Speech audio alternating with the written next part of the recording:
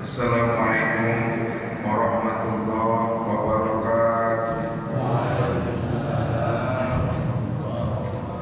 Alhamdulillah, alhamdulillahilladzi arsala rasulahu bil huda wa dinil haqq liyuzhirahu 'ala ad-dini kullih wa kafaa billahi shahidan. Asyhadu an la ilaha illallah wahdahu la syarika lah wa asyhadu anna Muhammadan 'abduhu wa rasuluh alladzi la nabiyya ba'dahu. Allahumma shalli wa sallim ala sayyidina Muhammad wa ala alihi wa ashabihi wa dhurriyyatihi wa qarabatihi wa azwajihi ajma'in, amma ba'd. Qala Allah ta'ala fi kitabihil karim alladzina yunfiquna fis sarra'i wad dharra'i wal kadhibina al-ghayza wal 'afina 'anil nas wallahu yuhibbul muhsinin. Shadaqallahu 'azim. Bapak Ibu jamaah dirahmati Allah, kembali sama kita bersyukur kepada Allah atas segala nikmat dan karunia yang Allah limpahkan kepada kita. Mudah-mudahan semua nikmat yang diberikan Allah ini akan menjadi asbab atau penyebab semakin taat, tunduk dan patuhnya kita kepada Allah Subhanahu wa taala. Salawat dan salam senantiasa kita sanjungkan kehadiran Nabi besar kita, Nabi Muhammad Rasulullah sallallahu alaihi wasallam.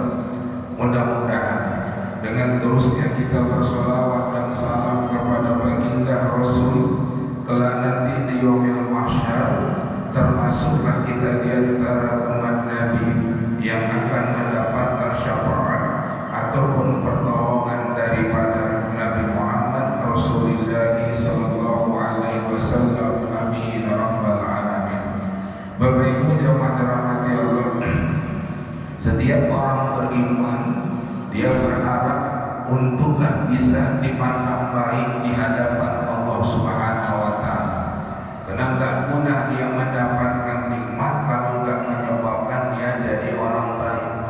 Bukankah kita pun suka kepada orang yang baik? Anak kita sekolahkan, kita ingin agar anak itu jadi orang baik. Untuk apa dia pintar kalau enggak baik? Maka dalam Quran itu orang baik sering disebut dengan namanya muhsin. Jadi ada muhsin itu adalah orang yang baik, yang selalu berbuat kebaikan dan terus menerus melakukan kebaikan. Kenapa orang bisa begitu? Karena dia menyadari bahwasanya Allah selalu menyaksikan dia. Jadi kita kalau merasa disaksikan akan membuat kita bersungguh-sungguh. Ibarat contoh, kita di sebuah kantor atau tempat kerja, kita kerja, di depan kita ada direktur. Ketika kita kerja, direktur itu lihat kita aja, kira-kira kerjanya main-main atau serius, makin bagus atau malas-malas. Makin bagus karena dia disaksikan.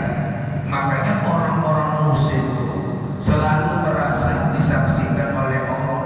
Dia sholat merasa disaksikan oleh Allah, dijaganya sholatnya daripada hal-hal yang buruk. Dia baca dengan baik dan tenang, rukuk, i'tidal, sujud, duduk antara dua sujud dengan tumanina, sebab dia merasa disaksikan oleh Allah Subhanahu wa taala. Makanya Allah nyatakan di Quran, wallahu yuhibbul muhsinin. Allah tuh cinta sama orang-orang muhsin, orang-orang baik.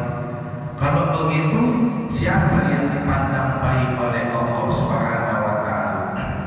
Sebelum ke sana, mari kita lihat dulu dalam kitab namanya Minhajul Abidin. Itu karangan Imam Ghazali.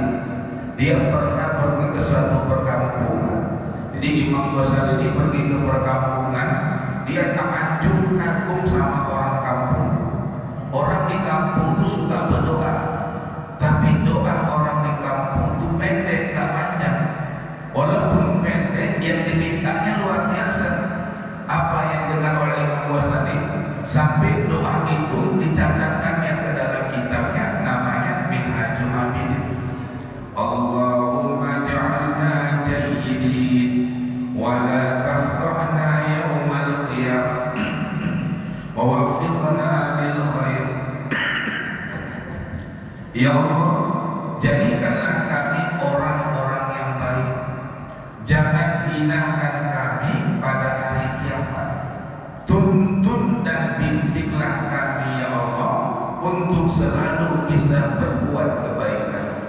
Maka intinya bagaimana jadi orang baik, tapi caranya harus dapat bimbingan dari Allah Subhanahu wa Ta'ala. Ini menunjukkan harapan yang besar. Semua yang diberikan Allah kepadanya, mudah-mudahan dia jadi orang baik, dikasih harta, orang baik dengan hartanya, dikasih pangkat jabatan, jadi orang baik dengan pangkatnya, diberikan keluarga, jadi baik dengan keluarganya. Makanya untuk menuju kebaikan ada sebuah kesadaran dalam doa ini. Apa dia? Di ujung doanya tadi, waffiqna lil khair, tuntun bimbing kami ya Allah untuk bisa selalu berbuat kebaikan.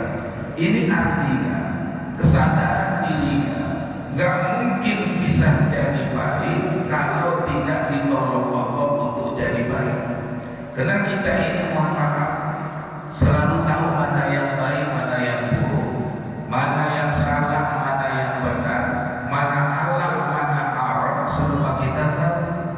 Yang jadi masalah kitanya kadang-kadang susah untuk berbuat kebaikan walaupun kita tahu itu baik. Ambil contoh lah, bangun tengah malam, sering kita bangun tengah malam, tapi kadang-kadang bangun tengah malam kok susah tahajud. Padahal kalau ditanya sama dia, hebat tahajud itu, hebatlah tahajud. Satu-satunya sholat sunnah yang namanya ada di Quran, surah Al-Isra 79, wa minal laili fatahajjad bihi nafilatan lak asa an yab'atsaka rabbuka maqaman mahmuda. Di pada sepertiga malam hendaklah engkau bertahajud.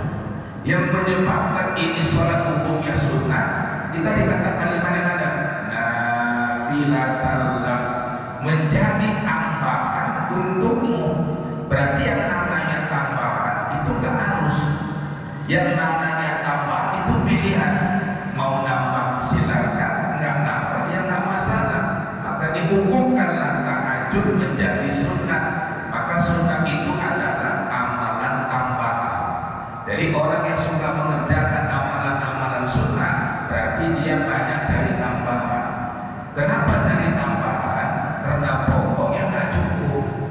Bapak kalau kerja tapi hasil kerjanya nggak cukup untuk kebutuhan, cari tambahan kan?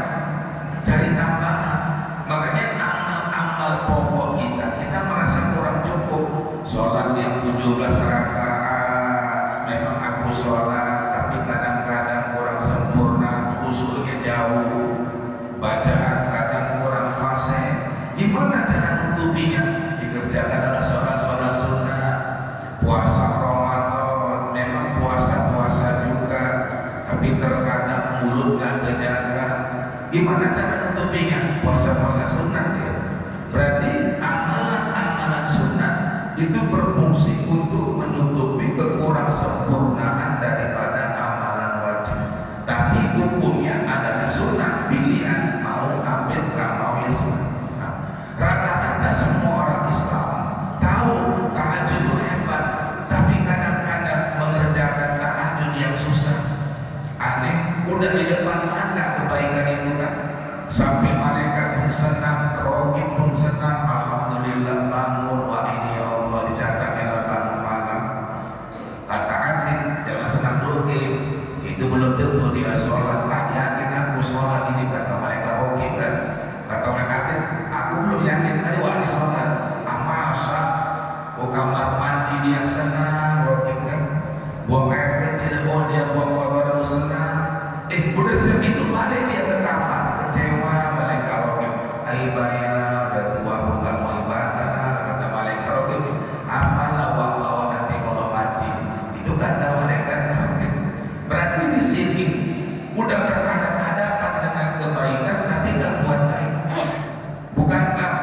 buka HP sama buka Quran itu lebih utama buka Quran. Tapi anehnya susah kali tiap hari baca Quran. Apalagi sejak adanya HP ini makin berkurang baca Quran. Dulu belum ada HP elektronik, belum hebat-hebat. Dulu terasa kali banyak orang Islam. Sore-sore awal lewat ada anak-anak ngaji, ada TA bawai atobanku hai.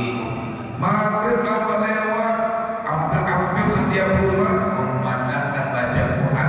Yang di sana baca Quran, sana baca. Terasa banyak orang Islamnya. Sekarang hampir nggak terasa, walaupun banyak. Tapi lagi-lagi udah jarang ya, dikalahkan oleh alat-alat teknologi. Bukan salah alatnya, kita yang salah, tidak mau menggunakan alat tadi untuk membantu amal ibadah. Malah terbuai dengan alat itu berkurang amal ibadah kita. Bukan nggak jarang, maaf ya, banyak habis waktu kita setiap hari. Itu kalau disurvei ya,